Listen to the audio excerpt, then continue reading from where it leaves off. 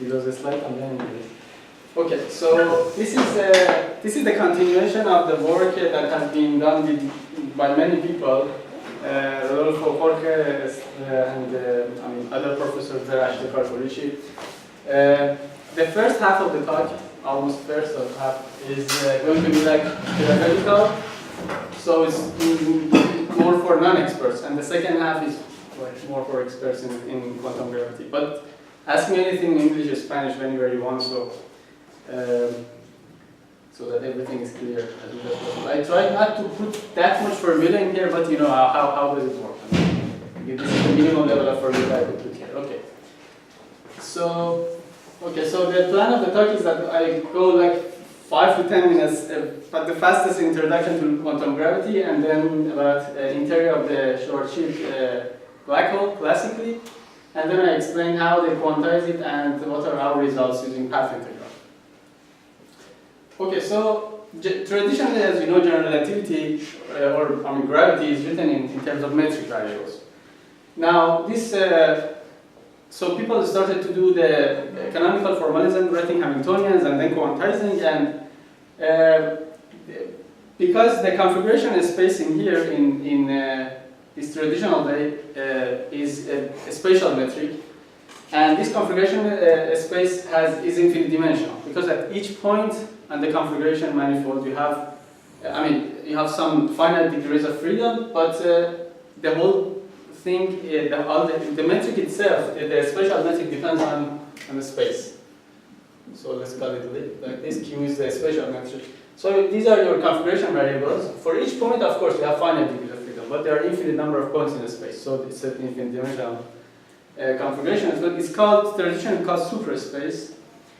Now, the Hamiltonian formulation is that it's called the Wheeler-DeWitt formulation. It started with these two guys and other people. So this is the configuration variable. The momenta are proportional to the extrinsic curvature of a spatial hypersurface. So what you do for Hamiltonian formulation, you have to decompose a space-time into a space and time, because it's Hamiltonian. Now, how you decompose it? There's a special way of decomposing it called ADM decomposition. You make leaves of the spacetime, fold the spacetime into some hyper spaces, submanifolds. These are spatial. Let's call them sigma t. This is t prime, such that a function of the coordinates on these is constant, and that function you name it your time. For example, let's call this, the whole thing coordinate here is x mu, and you define some function of x mu, and each of them is constant. So this is now your time. And then you evolve all these in time, in what you call your time, and that's how you get evolution in general relativity. So, for example, geometry here is like that, and the next one becomes flat, something like that. This is the way Hamiltonian formulation works. This decomposition. Now, in this decomposition, the configuration variables are metric on these spatial hypersurfaces, and the extrinsic curvature, the moment are proportional to this and the trace and everything. This is how you curve, essentially, how you curve these hypersurfaces inside the four-dimensional spacetime. So these are spatial leaves, and the whole thing is spatial. Okay. Now, what happens is that if you do that and you want to now quantize this theory, first of all, this is a totally constrained system, general relativity. What does that mean? Is that the Hamiltonian that you get is just addition of some first-class constants. It's just generate gauge transformations. It means that, for example, in field theory you have gauge transformations. In the simplest case is electromagnetism. For example, you have A mu goes to A mu plus or minus B mu of a function of a scalar. This change in your field does not change your action. Your physics remains the same. It turns out, but you have dynamics. Apart from that, you have Hamiltonian that gives you dynamics in time. It turns out that in general relativity, or any theory that is totally constrained, every type of evolution in time evolution is also of this type. So you are not really evolving in time. You are not evolving anything. Everything is just unfolding the gauge transformations, and because of that, your constants of motion, your observables are just constant. They don't evolve in time. Okay. So this is a weird thing of this Hamiltonian formulation. This is related to the problem of time. But let's pass that. This is a totally constrained system. Now, in traditional, I mean, in a more general sense, it is called the gauge theory, general relativity, because you have gauge transformations. But in quantum field theory language, it's not called the gauge theory in the sense that it doesn't have the gauge theory. The gauge group is not a Lie gauge group, so it's a diffeomorphism group. Okay, so it's not a Lie gauge group, so you can't use the quantum field theory methods to quantize it. Also, there are some problematic things here. First of all, the constraints are non-polynomial. The constraints are things that you have to quantize anyway. There's some term, something in terms of your canonical values. If they are not polynomial, so you have something weird, for example. But suppose that you have something like that, log of some variable. Now, how do you quantize this? This is very good. The representation, square root and logarithm, is very hard to. But if everything is like, for example, f, these things, and things, polynomial is much easier. More importantly, the Hilbert space cannot even be defined. The inner product is really hard to find in the what we call kinematical Hilbert space, let alone the physical Hilbert space. Kinematical Hilbert space is that your constraints are still not imposed. Physical is that when your constraints are imposed, you are completely on the physical situation. Everything is just not gauge. Everything is real, if you want. Okay, now people historically thought about this. What do we do with this problem? It cannot quantize. It's nice, but I mean it's very complicated. So it's sorry, I have a question. Sure. The inner product cannot be defined in order for it to be positive, or it's really you don't have any. The issue is about positivity or no, the issue is that you have vector space of states. It's not still a inner product space. In order to make it a Hilbert space, you have to define an inner product of it, and that's complicated. It's here is in this metric formulation. No one has ever, successfully completely. There are some issues that you cannot do. So it's still a vector space, but not an inner product space. Right, I get that, but normally in any vector space you can define a scalar product. My question is, what is not easily done in most cases is to find an inner product that gives you always a positive norm. My question is that that's the definition. I didn't get what is the issue. I mean, why you cannot define. You say you cannot define an inner product. My question is, why? So yeah, that is part of the problem. That the positivity, for example, because that is one of the definitions of the inner product. If it's not positive in that sense, it gives you ghosts and these things. This is one of the things, for example. This is one of the yes. You're speaking about the kinematical. Kinematical versus. Yeah. Because in QED also the inner product is not positive definite. You need to restrict the space of states. So this is not. Is only that, or there are more issues? This is only on the level of kinematical reverse space. If you cannot do that, physical reverse space is out of the question. The problem is that the thing is that you have to work with the physical reverse space at the end. And if you cannot find the kinematical Hilbert space, then it's completely blocked. In quantum mechanics, also you can define any inner product, but it doesn't work. Doesn't give you the right probability. You mean the I suppose here probably you can define some inner product, but you need the inner product, not just anyone. I suppose. You're referring to the. No, in quantum mechanics also you do whatever you want, but at the end of the day you need one. Instead of two inner products. Yeah? So for the operators at least to be defined, right? For the constraints to be defined. Yeah, so yes. The inner product should give you, it should have all the properties of the inner product. They give you the probabilities should remain the same and all these things. The transition amplitudes should, you don't have ghosts and all these things. I don't know exactly what you're referring to, but. Sorry, I don't know. No. So, yeah, okay.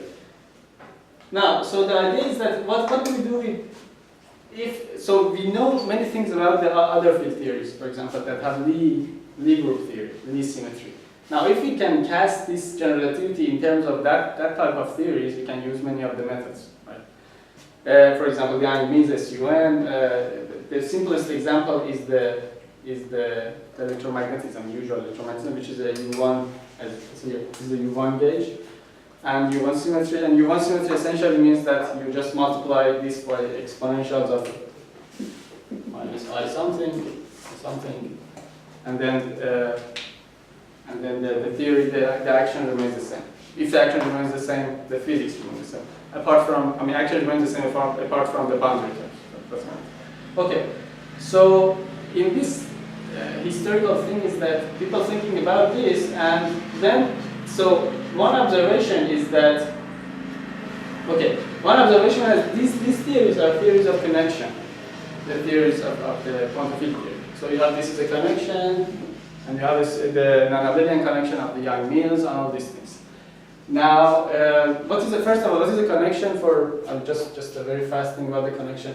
So it's supposed that you have a manifold, four-dimensional manifold space-time, for example, whatever you have, and you want to move a vector from here to here. Essentially, you want to take the derivative. Because it's a curved space-time, you cannot use just partial derivative for the difference of this, taking the derivative. Because if you do that, then this depends on the coordinates. Then the change of the vector depends on the coordinates. To define it properly, such that it doesn't depend on coordinate, you add something to it. Let's call here this. And then the derivative of this vector, let's call it v. This is symbolic, plus or minus. No? Then the derivative, this thing now is invariant under let's call this also nabla. This is invariant under the coordinate transformation, everything works. And this thing that helps you to take the derivative on the manifold is called the connection. Now we have different types of connection for different types of objects. If these vectors are space-time vectors, for example, the usual way is that we achieve the connection. If these space-time vectors are tangent vectors to curves on the manifold.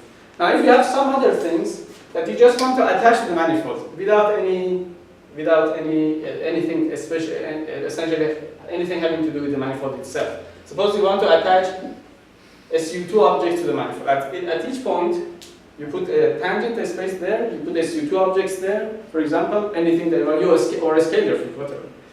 And then you want to have two spaces here attached with a scalar field here, a scalar field here, and you want to take the derivative of a scalar field, for example, something like that, or SU2 objects. Then you have to define their own connection to move the SU2 objects from or to take the derivative. Now, this is what we call, for example, by SU2 connection or whatever else connection, U1 connection, whatever. Since you're moving things in curved space-time essentially, such that they don't depend on the coordinate system, this derivative and this movement. Okay, so this is the definition of connection. Now, what happened is that, okay, with these two observations, we changed from metric variables to something that looks like field theory, making general relativity a theory of connection and has a symmetry, a leaf symmetry. Ashtekar found something in, I think, 80s or earlier, that is called, this is an SU2 connection. And then SU2 connection is written in this way, so it moves SU2 objects here. And the reason that it's an SU2 connection is that in four dimension, the group of the internal group symmetry of the space-time is the Lorentz group. So Lorentz group is just doing the Lorentz transformation for an observer, and the physics remains the same rotation and boost and everything. And that's an SO13 group of SO13. So SO3 is the rotation, the 1 is for boost. And if you come to just the space, it becomes an SO3, just a rotation, right? There is no boost. And then SU2 is an auxiliary group that is the double cover of SO3. So they use it to, somehow SU2 related to this rotation in the space that doesn't change anything. So that SU2 comes from there. Now, this is a connection that the relativity now can be written in terms of this connection instead of metric. Okay? This is your configuration variable now. This is the spin connection, and this is the extrinsic curvature. The spin connection is the connection, again, of the Lorentz connection, of the Lorentz transformation. If you want to move Lorentz objects, SO13 objects, then, or SO3 object, doesn't depend on the, then you use this connection. Now you add this connection to the extrinsic curvature multiplied by something which is called Barbero immunity parameter. This is a parameter that classically essentially has no importance. And then this is called a spin connection plus extrinsic curvature of these hypersurfaces, and then you get this connection which is called the Ashtekar-Barbero connection. Now this gamma can be real or imaginary, but I mean now they use the real one in these days. Okay. This is your configuration variable, and what is your momentum? Your momenta are the triads, or tetrads, or in 3 dimension they're triads. What are triads? Remember from equivalence principle, at each point of a space-time, you can find the orthonormal basis. Okay? It doesn't depend on any coordinate system, because equivalence principle tells you that locally gravity doesn't exist. I mean, you can't feel gravity. No observer can measure gravity locally if you are at some point. You have to go around and do a loop or something to find something is curved. This is the same thing that when you cut the elevator and you go like that and you don't. Okay, so because of that you can choose 4 basis vectors at each point of a space-time, just at that point that are orthonormal. Usually you cannot do that in Kerr space. 3 of them that are spatial, those are called triads because there are 3 triads. If there are 4, there are tetrads.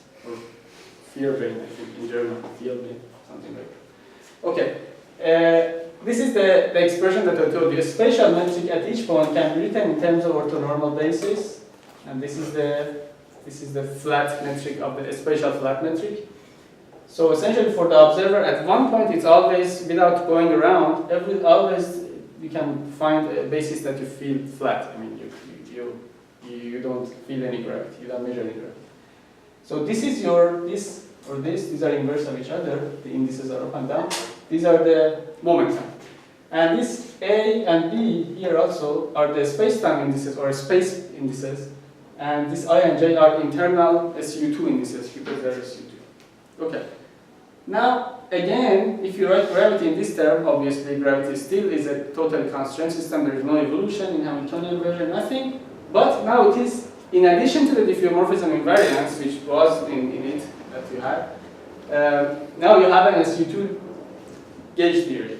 There's an additional constraint that gives you this SU2 rotation for the observer, something like that, internal.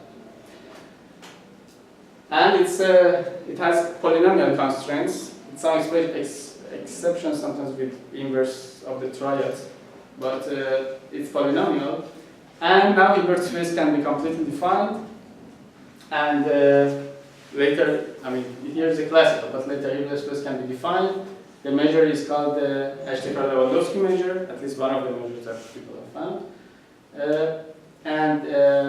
That measure is actually the measure, okay, I will tell you, the measure and a group. Okay, until here, things are more or less clear. Just a question, this SU2 symmetry is in one time slide, or it's... SU2 is related to the one observer sitting at some one point in a space and rotating or something like that, and nothing changes. This is the internal symmetry of the observer. So it's like, think about SO3 symmetry. It's in general, it's a local symmetry. In curved spacetime, it's not global. It's local. So it's related to one observer sitting somewhere, rotating, and physics doesn't change, action doesn't change. But the fact that you don't have boosts means that is it synonymous to the fact that you are in one? Yes. So the theory is Hamiltonian theory. So essentially you're doing everything in space, and then yes. Besides that, there's a gauge in loop quantum gravity called the time gauge. They fix the boost. And so. Okay. So these are the Ashtekar-Barbero variables. So instead of metric and extrinsic curvature, now we write things in terms of Ashtekar connection and triads that define the local observer. Now, what do? We can go ahead and work with these, but the problem is that you will have in the Poisson brackets of objects, functions of the phase space, you will have, obviously, because you're finding different functions of these at different points. You will have Dirac deltas, and not only that, sometimes you have the product of the Dirac deltas, and some of these Dirac deltas are computed at one point. So you have some delta x minus 1 times delta 0. It's a disaster. You cannot quantize this. You cannot represent this in Hilbert space. Now the usual way is that, for example, in electromagnetism also you do that. Remember in electromagnetism, what happens is that your constraint, this is your constraint actually, this is an equation of motion, but this is actually a constraint. Now to work with this constraint, you cannot directly go ahead and, because you get Dirac deltas, okay? For example, if you want to find the Poisson bracket of this constraint with something else, you get, okay, I do this and I integrate this by a function, 3x depends on something like that. This is the Poisson bracket. And at the end, what you get is the derivative of phi. This is what you got here. This is what it gives you. This is what it gives you. To compute this, you always have to smear this thing with a function. It means that integrate it over a space. Smear it over a space. Otherwise, here you get a delta because this derivative goes outside. You have then you get a derivative of delta here. E and A, there's a delta, and then derivative of delta, it becomes disaster. But that derivative of delta can be cancelled out with this integral and everything works fine. In this case also, we use the same thing. Okay, so this is what I told you. So we kind of integrate them. And how we integrate them is important. It's a nuance in here, but just I tell you why they integrate it very fast, how they do it. They integrate smear holonomy, the connection as a holonomy. Holonomy is just a path integral exponential of connection over a curve. So suppose you have a curve, I give you a curve in a space-time, and I give you a connection. Okay, this Ashtekar connection. And how you find the holonomy is that you take the integral of this connection. But because this connection is an SU2 connection, there is an I index in it. You have to write it in the basis of the SU2. So these taus are the I also forget the name of this. Pauli. With the names are very bad. The Pauli, the minus I over 2 Pauli matrices. So these are the basis of the SU2. So that's why you multiply this by them. You write them in their basis, and then you have this. So if you do this, if this path ordered exponential, essentially 1 plus 1 integral of this plus 2 integral of a b j tau I tau j dxa dxb and until infinity. Okay? This is like expanding normal exponential xn or n factorial. In this case, only the integral are added to it. Okay? So in normal exponential, you have x over x plus x over 2 factorial, all that. Instead of 2 here, you have these double integrals and triple integrals. You have seen this in field theory, obviously, because this is actually the S operator in the quantum field theory, but here, instead of p, path integral, you have time order integral, and here you have Hamiltonian. And it's not an SU2 object, obviously, it's just Hamiltonian. Okay? So this is the S operator similar to the S operator in quantum field theory. And what does this do, holonomy, is that essentially it moves, as I told you, it moves SU2 objects around. For example, if I give you a usual vector in a space-time, usual vector v mu, you can find something, you can find some tensor there that if I give you at 0, for example at t, something else, let's say a curve, there's a curve in a space-time. You want to move this vector along this curve to another vector. There's an operator, tensor, that you can contract it and get the other one. This thing is the holonomy, essentially. Because if you put this thing back into the parallel transport equation, because you're parallel transporting from here to here on a curve. If you put this back into the parallel transport equation, the parallel transport equation gives you exactly a path ordered exponential, okay, of your connection. In this case, for example, the beta connection.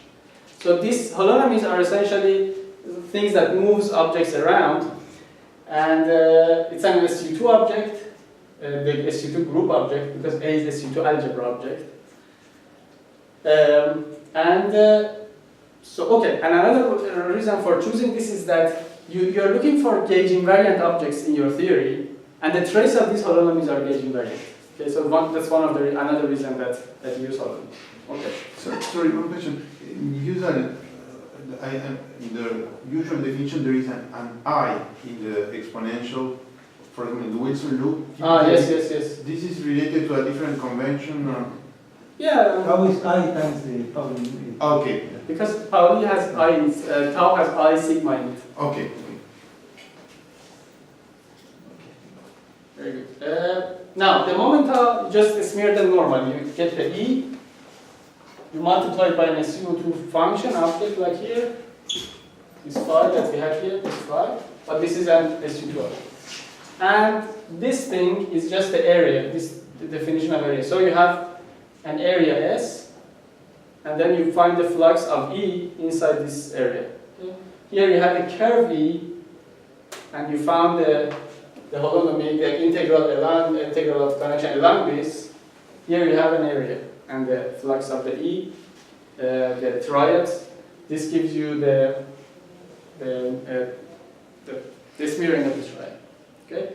So now you are going to quantize these things because the previous ones had the problem with deltas. Remember those delta things? Now they don't have any problem with deltas because they are integrals. Okay, I hope there's not too much information, too much formulas here. Okay, finally, this is the Dirac prescription. The Dirac prescription says that, okay, once you have classical Poisson bracket of these classical objects, okay, to find the quantum commutator of these operators related to these classical things, just find the Poisson bracket, multiply it by h bar, and put hat above it. That's it. I mean, that's not it, but mostly that's it. So you do that, and you get your Hilbert space, or vector space of these things, many details here, it doesn't matter. Now remember that in quantum theory, normal quantum mechanics, when you have Q and P as your phase space, configuration variable and momenta, your wave function is just a function of half of the phase space, it's just a function of Q's. So for example, X and P, let's say, seem to be. So your size are size of X, right? We do the same here. Our size, our states are of the functions of the configuration variable. But this is called quantum configuration variable for some reason, because this A is not your configuration variable now. This holonomy is your configuration variable. Now what you do that is, and this obviously can be a function of several holonomies, right? And this just a few seconds I tell you what is this. This is where spin networks in loop quantum reality come about, because these are holonomies, right? So this is the first one is a holonomy on an edge like that with connection. The second one is another holonomy like this. The second with another curve. You have this thing and you have this thing, and at the end, for example, you have 4 of them or n of them. At the end, you have something like this. And this is actually a graph. Something like that. Okay? So this can be seen as a bunch of curves that hit each other at endpoints, and this is a graph. So this is a network, and if you make this somehow gauge invariant, then become a spin networks. These are becomes a spin network such that they are the basis of this Hilbert space. There are some sort of graphs that are invariant of the gauge transformation and some properties, and we call them these spin networks, and they're the basis of the Hilbert space. But this graph in the quantum gravity, these graphs come from the representation of these states. Okay, so finally, LQG, just 2-3 important points, and we pass LQG. So the quantization, very important, is unitarily inequivalent to the Schrödinger representation. If it was equivalent, you get the same result. It's inequivalent. Because of the Stone-von Neumann theorem, it doesn't matter here. So what does it mean it's inequivalent? It's not unitarily, you cannot map Hilbert spaces and states, okay, to the usual Schrödinger representation. Unlike other connection theories, or many other, not all of them probably, the operator A itself does not exist on the Hilbert space. It's not bounded, it does not continuous, it doesn't exist. What exists is the holonomy operator. Now remember these things, for example, the members of the algebra, like p, x, these things, not the exponential of p, not the exponential of x, these things here. These p, for example, are infinitesimal generators of some sort of transformation. For example, infinitesimal generator of the translations p. Okay? Now, if, for example, p doesn't exist, so here a, the infinitesimal transformation corresponding to this thing doesn't exist. And this actually is the heart of one of the important things that gives you the discretization of space into quantum gravity. Because now, and this comes from this. Because this is not it is not equivalent to Schrödinger representation. Okay, so this all the devil comes from this inequivalency and the type of Hilbert space. Okay, and finally this gives you the quantization of geometry, which is the space is quantized and everything is the infinite. You can very simply think of it as that if the generators don't exist, suppose the generators of translation infinitesimal, for example, don't exist, in a very simple case, you cannot go continuously. You have to go finite distances, right? So it gives you, there's some finite length, some basic. This is a very simple, representation of how the space is quantized. Okay, finally, you're fast. Now we go faster. Now, the Schwarzschild interior, this is probably more easier. Now, this is Schwarzschild is a spherically symmetric outside solution, is a spherically symmetric collapse of a spherically symmetric space-time, and it's a non-rotating thing, and without charge and everything, it collapses, it becomes a black hole, it passes through its own event horizon and becomes a black hole. And you all know, obviously, it's a black hole. Let's start from the very simple thing, like Sheldon said that it was evolved somewhere in 1673, something like that. Start from the Newtonian theory. So, all of us know that what is a black hole in the Newtonian theory.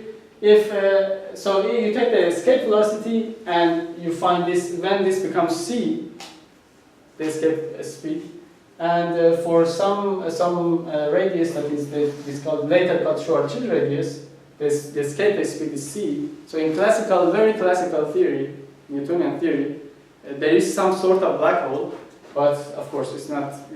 In nature it's very different in general relativity as we see now. So this is the thing that comes from the Newtonian theory. Just escape velocity becomes c, but in Newtonian theory there is no limit for the speed, so there's no problem. However, what happens in general relativity is different.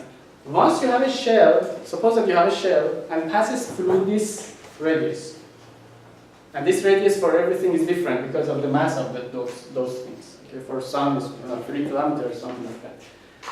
Once it passes through that, it goes inside. The metric of the space-time is this now. Okay, and because the metric is this, there's several interesting things in this. For example, if you see that if this becomes 1, you get 0 here, and you cannot invert the metric everything on the horizon. But one of the important things for our work is that the t-coordinate and r-coordinate outside the horizon, because of this metric, outside the horizon the t is time-lag and r is a space-lag. What does that mean? It means that if you find the components of the g00 of the metric, so for example, you want to see if some vector is a space-lag or time-lag, what you do that, I give you a vector v. Okay, you say that, okay, GAB, VA, VB, is it smaller or larger than 0? Okay, if it's smaller, it's time-lag, in this notation at least. If it's larger, it's a space-lag. Now I tell you, okay, these v's are are coordinate vectors, which means that they're d to dt, for example, of A, and d to dt of B. So you're checking if the coordinate, so this is your t coordinate, and these are your d to dt's, tangent to this. You want to see if this coordinate is a space-lag or time-lag, you do this. And as obviously you see that here, this gives you G00, GTT. Okay? And for the R, the same. D to the RA, D to the RB again, and this becomes GRR. And as you see here, GTT here, this is negative outside the Schwarzschild horizon if R is bigger than 2D. and it's positive inside. So this gives you time like an, so time like and space like curve switch inside and outside. So time and space are completely switched inside and outside, and that's the reason you cannot escape from inside the Schwarzschild black hole, not because of these things. Because actually inside the R is now time, essentially.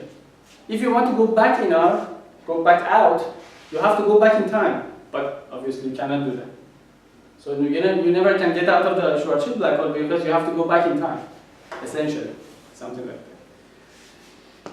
Okay, so this is how the Schwarzschild inside works, and I put it just here just for a little bit more expert, not expert, but okay. So this is the shell that you have, it goes in, it passes its Schwarzschild radius and goes in, and here you have singularity. So all the lights that start here after some time and go back, all, this is the singularity, all end up in singularity. None of them can go to infinity. Okay, so all fall in the singularity. And some poor light ray that even before the Schwarzschild is formed doesn't know its fate is sealed. It's going in, still not the Schwarzschild, not formed, but it's going in. The other one is going in, and at the end it ends up in the black hole. So this is the black hole thing. Now, if you only consider the interior of the black hole, of the Schwarzschild black hole, it gives you a cosmological model, which means that it has finite degree of freedom, like the cosmology. In usual cosmology, you don't have anything that the degrees of freedom do not depend on points of space. They don't depend on x. They are only like the scale factor. It's only a function of time. Okay, the usual cosmology. So you have a mechanical system with finite degrees of freedom. It's not a field theory. It's called the mini superspace in this case. When your configuration space is finite dimensional. It's not a field theory. It doesn't have infinite number of degrees of freedom. If you take the full space-time, it's a mini superspace. It is a field theory.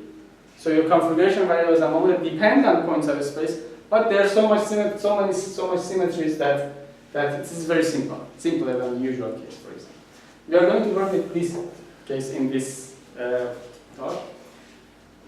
Now, what is the inside of Schwarzschild? So you see that this is the exterior of the Schwarzschild, and I changed T and X. Yes, I changed T and X. I just moved this the other way.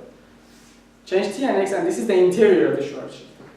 And now you see that the metric components, these things are just functions of T, and so everything just depends on time, not the space. Okay, so this is the cosmological one. If you compare it with, okay, if I do this transformation, it becomes a little bit nicer. This takes us to the normal coordinates. Normal coordinates are the observers that are at rest. In cosmological context, there are observers that are at rest with respect to the expansion. They're just sitting there doing nothing. They're expanding, but. And this thing, if I change the transformation of Schwarzschild to this, I see that this is exactly similar to this. I mean, a case of this. And this is called the Kantovsky side of space-time. It's a sort of cosmology that is called Kantovsky sides. So, what is this? One important property of this is that you have two scale factors. Usual cosmology has one scale factor. Remember, it was a squared times the whole spatial hypersurface, something like that. Okay, so usual cosmology is minus dt squared plus sat squared of a spatial metric. Here you have two of them. One of them expands in the radial direction, and one of them expands in the angular direction, and they are different each other. So this is anisotropic. So inside the Schwarzschild is like a universe that is anisotropic. It's homogeneous still, but it's anisotropic. The topology, as you can see also here, is R times S2. You see, so R times S2. Imagine R times S1 is I forgot the word again. Cylinder. Cylinder. Yeah, thank you. So R times S1 is a cylinder. This is S1. This is R. R times S2 is a three-dimensional. So this is the shell around it is two-dimensional cylinder.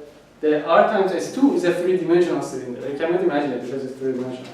It has to be put in the four dimensions. But the topology is like a cylinder, but a three-dimensional cylinder. And the symmetry group is also related to this. You can see it from there. That is R times SO3. So SO3, so in this cylinder, for example, you have U1 and R. So in the other case, you have a two sphere, so you have SO3 and R, which is related to the R, and the R. Translations, and the radial direction. Okay, so then the, isometry, just isometry is something. So, as I told you, this is a mini superspace model with finite degrees of freedom. Okay, and this, both of them, both types of, this is the Schwarzschild metric just in different coordinates. This is Schwarzschild coordinates, this is the normal coordinates. This is the time, the proper time of an observer falling into the Schwarzschild, let's say. At t, the singularity corresponds to t equals 0, and the horizon corresponds to t equals 2 gm or tau equals gm pi. So the observer starts from gm pi or 2 gm and goes inside the singularity, and classically it falls into the singularity at t equals 0, and all physics stops working there. Now, what do we do with this singularity? Okay, this is the last part. Okay, so first of all, to treat this, to quantize this. Curiosity, why is 2 different times for the horizon? No, these are 2 different coordinates. Two different coordinates. T. Yes, 2 different coordinates. I wrote it exactly. So this is a cosmological. This is a cosmological in the sense that if you are thinking of it as cosmology, this coordinate system is the coordinate system that's sitting on the galaxies that they don't have any movement apart from. No, but it was below. This one. Yeah, this one was T, the other was tau, I didn't understand. Yeah. So the event horizon shouldn't be before the singularity? You mean the time? Yeah. That's the parametrization of the time, so you can inverse it, that doesn't matter. But in this case, it's like an observer coming from the 2GM, because in this thing, remember this was they have to match on the radius, T and R on the Schwarzschild radius, so, and the radius is 2GM, T squared, right? 2GM, yes, 2GM. Does it make sense? So it's like, not like a big bang, not a big crunch. Maybe I mean, it's like a big crunch, right? Yeah, because T0, you say T0 is the... No, I mean, it's just, I told you, so because matching the... So there is a constant, okay. So especially for tau, if you want to think about tau is better, this result is coming from some integral plus a constant. And you can change that constant to get their 0 here or something, if you want. But, I mean, this thing comes from matching, actually it should be the square root of this, I think. So, yeah, that's come from matching on the event horizon. This space is globally hyperbolic, right? So the space yes, is globally hyperbolic. So, and below it is a converging horizon, so which is the horizon of the black hole actually. So it is a universe in itself, but on the bottom there is the cosmological horizon, which is the horizon in the bigger space. Good. Okay, now let's quantize this. To quantize this theory, you have the metric of everything. What you do, first of all, you have to introduce something which is called fiducial volume. Why do you have to do fiducial volume? Remember, for example, you want to take any integral in a space that has d3x. This integral is in the volume, right? The topology was r times s2. The s2 is okay, but the r gives you infinite because you have to go from minus infinity to plus infinity. Okay? So because it's a homogeneous space, doesn't matter. You can choose a sample volume, do all your calculations there, and the whole thing is homogeneous. I mean, the same thing. So you choose a homogeneous space, a sample space, and here is the key to one of the recent results with Korichi and Singh. That in general, one of the problems with, so the volume is this, area times a length. Okay, you choose again, like here, area times length, but in this case, three-dimensional. Usually, in the previous works, they do this. This is the area of the to a sphere. This is the length of this thing, and both of them are auxiliary objects in previous works. And because of that, later in the physics, at least one of them appears in the physical result at the end, which shouldn't, because they are just auxiliary objects put there to, to fix integrals. Now the problem previously was this, and both of them were some parameter auxiliary object. Now Colucci and Singh observed that if you choose this, the radius of this thing, in S2, if you choose that as the radius of Schwarzschild, then those problems do not happen. Actually, it's a very naive question. But so you say you don't want your end result to depend on A0 or L0. Yes. Suppose that R0 is some parameter. Yeah, but then it doesn't make sense to solve the problem by choosing A0. No. So in general, you can use both of them as auxiliary, and at the end of the theory, it shouldn't nothing physical should depend on them. The only way that they could solve it is that choose one of them as not auxiliary, as just something coming from physics, and that is because this gives you, this is like a boundary condition, that classical limit gives you the Schwarzschild solution, choosing that thing as Schwarzschild radius. Does it answer the question? Okay. So they choose this as the Schwarzschild radius, and this solves the things that, things depend on auxiliary. So we choose that. This is the Schwarzschild radius, and this is some auxiliary length. And now you can find, for example, the symplectic structure, which is this, or any other spatial hypersurface, any spatial integral using this value. Remember our classical variables A and E that we were writing this is what it starts. So you have to write them now for this system. Okay? This is a very monstrous thing, but these are just in Schwarzschild coordinates, d phi, d theta, these things. You only see that we are writing the connection in some variable C and B, so there are two variables C and B that represent the connection, and now they don't depend on a space, so they are just finite number, two degrees of freedom, two configuration variables C and B. Okay, and that's because you have two eggs, two scale factors. That's why you have two things. And corresponding to them, there's a momentum PC and there's a momentum PV. That's it. Everything is just fine for the phase space 4-dimensional. Now the metric, the Schwarzschild metric becomes like that. Okay? Now you can see that the important thing in singularity is PC. Because if PC goes to 0, this blows up, for example. In this language, because this you can look at this thing, on the horizon, PB goes to 0, PC goes to 4g squared m squared, and on the singularity both go to 0. So this is how we analyze things to see what happens in these two variables, especially PC. Okay?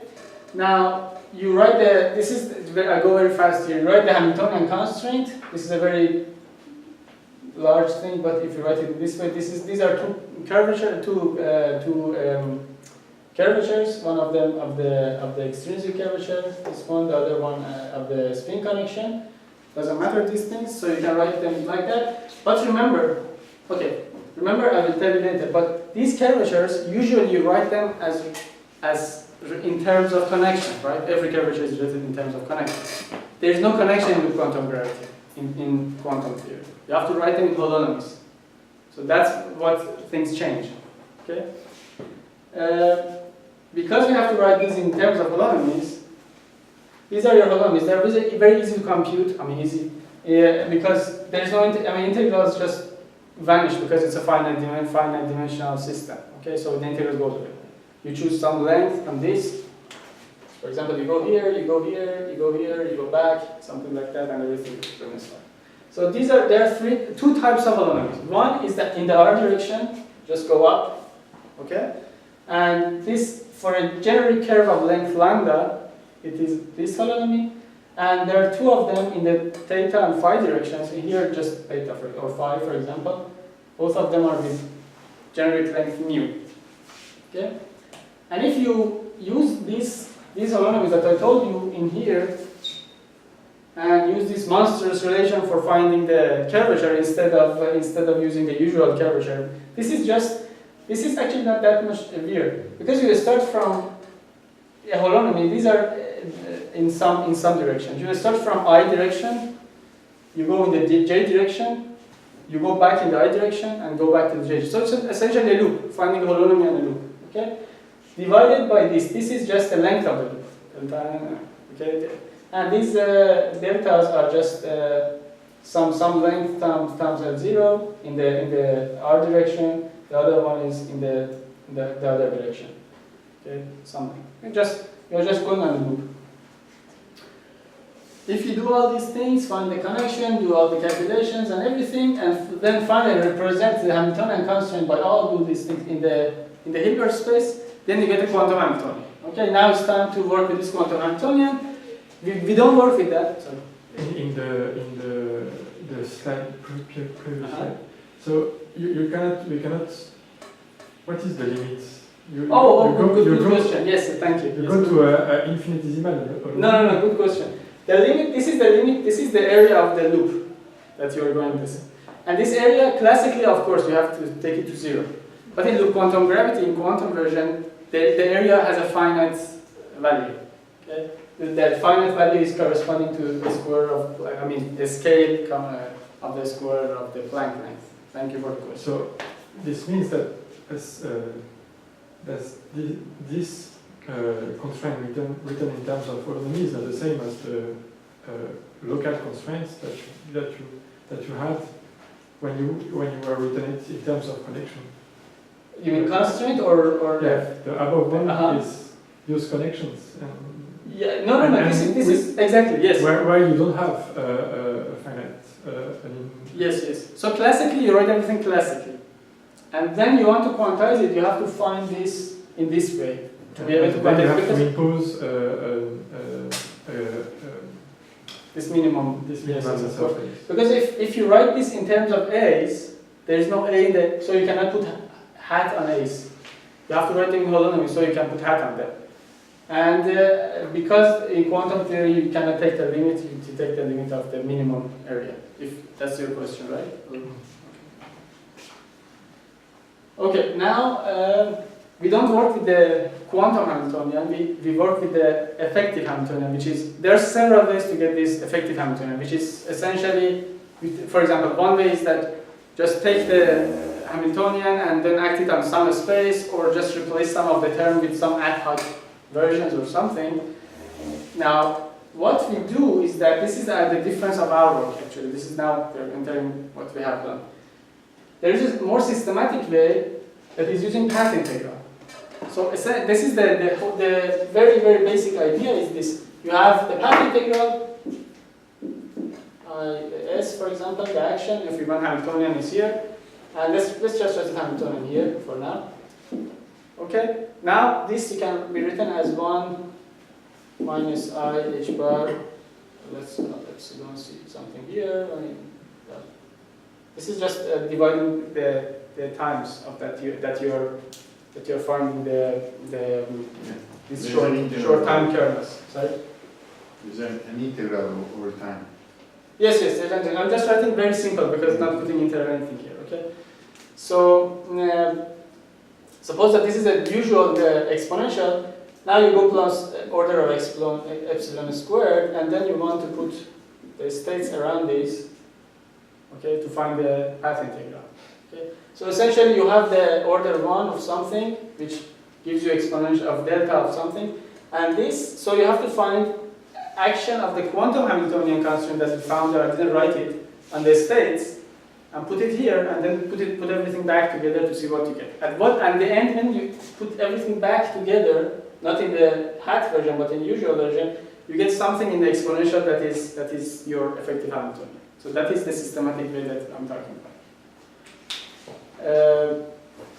So we use this is the operators. PB and PC act like that on a generic state. Remember this is the length of these things in the loops.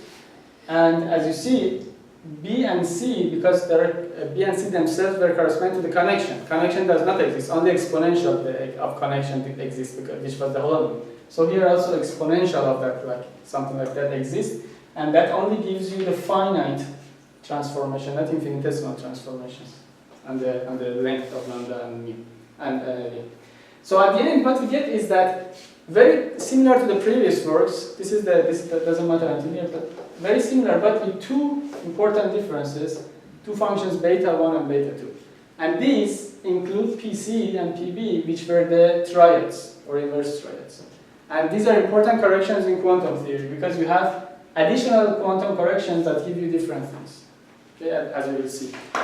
People before have somehow thought about these things, but it's complicated to implement, I will tell you, and they have a proposal to work with this. So if you put if you work with this version now, this is the same thing here. Now, as you see, if beta 1 and beta 2 both go to 1, we have the same Hamiltonian, so as if you don't take into account these corrections. Now, beta 1 is important for horizon. I don't talk about that, but beta 2 is important for the singularity. That is the thing I'll tell you.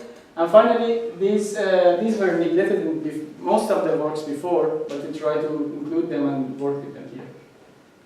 First of all, in the previous Hamiltonian version, if you see equations of motion, if you see here, the PC was 0 at the singularity, so it's like the radius of the black hole, or an observer that goes inside into the black hole. Okay, if it goes to 0, you go to the singularity.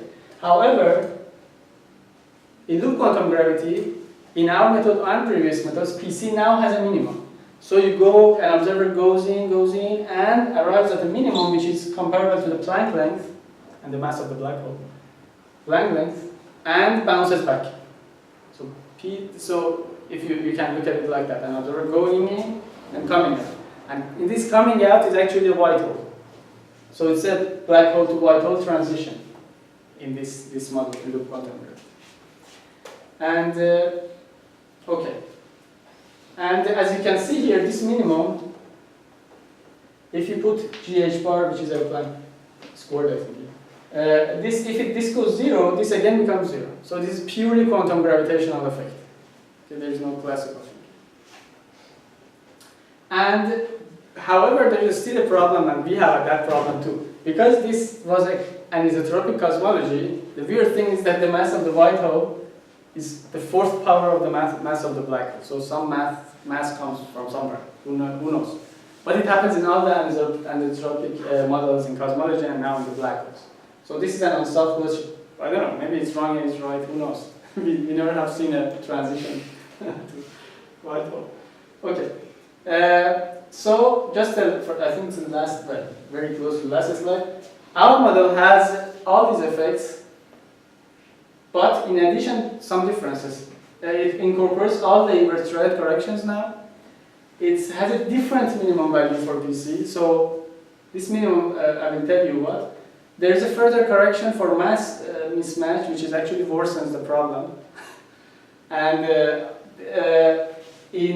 until now, in our work, some physical things depend on L0 and L0, and it's rescaling. Okay, that is where the final part of our work comes in. That we want to solve this problem, and this problem we have a proposal that actually apparently solves it.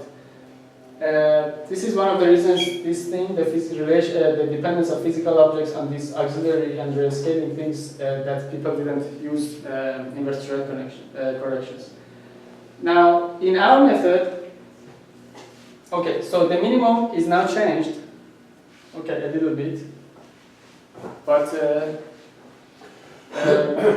and the thing is that many things depend on auxiliary length or the rescale.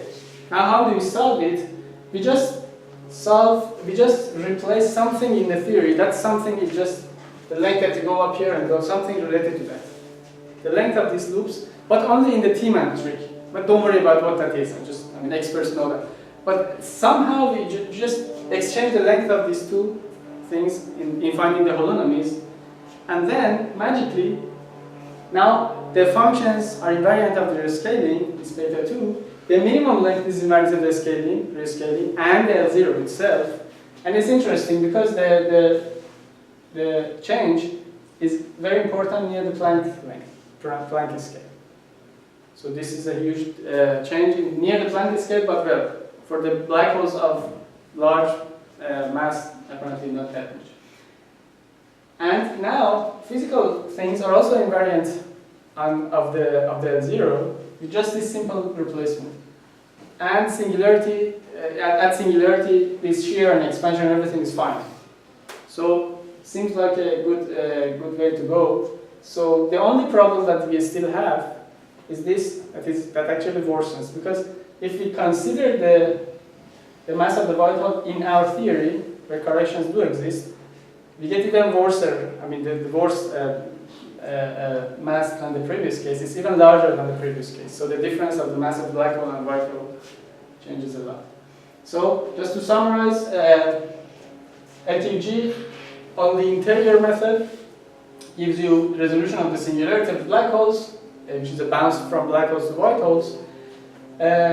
This on the interior method, however, because it's an anisotropic cosmology, gives you this mass mismatch, and further triad corrections are generally not considered in previous works. What we have done is that, first of all, using a systematic way to find the Hamiltonian, effective Hamiltonian, which gives you further quantum corrections, and the minimum radius that you can go and bounce off is changed now. So with a simple proposal, we actually fixed most of the problems with previous works that tried to do the further thread connections. But however, the mass still remains and there's some proposal for solving this, but this is still there. Thank you.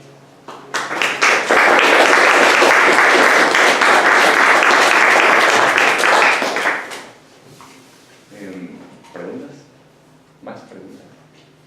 So you say you have one Schwarzschild on top of the other, so it comes a black hole and then a white hole. So yeah, at the end, like it merges through. No, classically you start with just one black. Classically. Yeah, and then. But then in quantum theory shows that you have a bounce of this PC. What do you mean a bounce? Can you make a drawing or something? So the wave function. So if you write the wave function in terms of tau, for example, okay. This you can show that you can evolve it to negative taus. So you start from positive gn pi, you go to 0 and you go to negative. You can show so you continue. So it's another Schwarzschild on top of the other one. But you go out. That's the thing, is that after that the bounce PC starts growing. If you draw it, it starts growing. So this so you go out like coming from below so if you have the diamond, no, in the Schwarzschild. Yeah. So it's like, suppose that this is. Yeah. Okay, so and then for example, you draw it classically, and then you. Okay, so you have. Right. Okay, so you start from this is your black hole. Right. You start from here, you go here, and you go to the white hole and. No. But you go on top. Oh, sorry. You go on top. This is the. Yeah. And then there's another one. You start. No, yes, this is. I see. You go from white hole up. Sorry. But yeah, you start from black hole, you go into the white hole, and you go out. I don't know you go out, because there's no out in this theory, but you go into the white hole. You say the mass of the one on top is bigger Mass than is the one below. fourth power of the black hole. And There are some Oh yes, results. there are some results that introduce two free parameters in these methods but they're completely free. So you are free to play with them and make the masses the same at the end of the day. But it's like the two, as I understand, there are two free parameters of the theory, just there. And why are there these two parameters? where is the energy coming from? So that's the question. Yes, actually I haven't completely read that paper, the old method paper. I haven't completely read that because it seems a little bit, to me it seems a little bit arbitrary, but I still have to read in detail to see to be able to answer that question. I have another question. So in classical CR, so if you have a spherical symmetry, then you don't have degrees of freedom, it's just structure, right? Vacuum.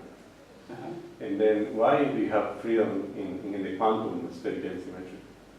In what you don't have So in the Einstein equations, you assume impose spherical symmetry, then it's Schwarzschild. It's a theorem. Okay. You mean there's a global degree of freedom, for example, the mass is there. Locally, yeah, it's the only one. Yeah. It seems that quantum mechanics there are more degrees of freedom, or But you have to consider also the constraints. no, the constraints, of course, but as I said, I mean, in spherical symmetry, the constraints give you everything in charge, right? And it seems, maybe I'm wrong, that there are more degrees of freedom somehow in the quantum version of the spherical symmetric spacetime. Why do you say that? Well, because you get a lot of things that in the other case you get only one, and then here, how many parameters you get at the end? Parameters or degrees of freedom, you mean? I mean, it's not unique, the quantum theory or what. It's only one quantum state? No, why? No, your state is just, you have several states corresponding to different... Well, so but if it were classical, you would have only one, which is Schwarzschild. But these states are corresponding to the... Well, you know that in the quantum gravity, we don't have evolutionary states in that sense, that you can evolve to something like that.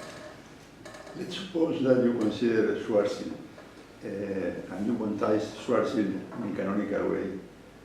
This was done by Kukash many years ago. Then you have at the end any function of the mass is a solution of the theorem. And you have a mass and a conjugate variable, which is. I see. So at the end of the day, it's just. You have an infinite dimensional space of solution. Yes, and the answer is that yes, you need to take into account the constraints in order to know how many degrees of freedom you are at the end, because apparently you have 4, but I don't know. But each first class constraints remove 2 of them. But you have only one? The diffeomorphism is identically zero because of the... You have only one. Yes.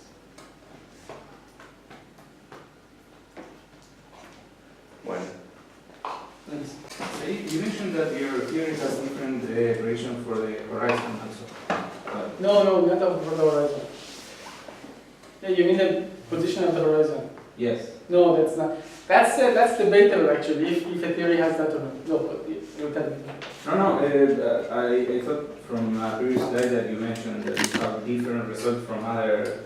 Oh no, it's just said that PB goes and horizon goes this, PC goes that and that. So I just concentrated on the horizon and the singularity. The usual wisdom is that the usual wisdom in probably non-stringy groups is that on the horizon there shouldn't be any quantum gravity effect because it's the classical and the equivalence principle. But there are things that are arising in both a string and also for some of your works that looks like horizon something happens quantum gravitationally. So we don't know. I mean, at this point it's just philosophical. No one knows. We need experiments. But at this, the wisdom in these works are that horizon should remain classic. I mean, everything should remain the same, and nothing. You shouldn't feel anything when you pass the horizon. And here also this happens now. Actually, some of the previous works are kind of dismissed or have problems because of the exactly this thing. Because on the horizon then appears quantum gravitational effects. But no, who knows? Again, it's just a philosophy. If you, this is what you have done inside the black hole, right? You got a state, quantum state. Yes. Now you go outside, you switch the thing. That become a meaty superspace. Now you have a field theory. It's more complicated. It's not a cosmology anymore. No, it's just a quantization of Schwarzschild outside the exterior Schwarzschild. No, you go outside the black hole, yes, and then you switch. Of course. But then now the variables depend on the space points. That's why it's a field theory. Again, you have a constraint theory, but at the beginning you start with a theory. Because it depends on the radius. Yes, inside and outside. And this is what you say that it was done a long time ago or so. Somehow. Yes. Bueno, agradecemos a